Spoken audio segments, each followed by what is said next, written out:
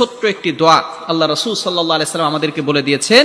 সে আমলটা হচ্ছে বিসমিল্লাহিল্লাযী লা ইয়াদুররু মা ইসমিহি শাইউন ফিল আরদি ওয়ালা ফিস সামাই ওয়া হুয়াস সামিউল আলিম।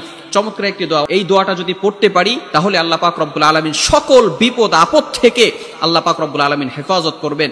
আসমান জমিনের সকল বিপদ আপদ থেকে, দুশমনদের বিপদ আপদ থেকে আল্লাহ পাক রব্বুল আলামিন আমাদেরকে হেফাজত করবেন। তবে অবশ্যই আমাদেরকে ফজরের নামাজের পরে পড়তে হবে এবং মাগরিবের নামাজের পরে পড়তে হবে। যদি কোনো বান্দা ফজরের নামাজের পরে এই ছোট্ট দোয়াটি 3 বার পাঠ করে ফজর থেকে মাগরিব পর্যন্ত, আল্লাহ পাক রব্বুল আলামিন নিজে ওই বান্দাকে দুনিয়ার সকল ক্ষতিকর বস্তু থেকে হেফাজত করবেন।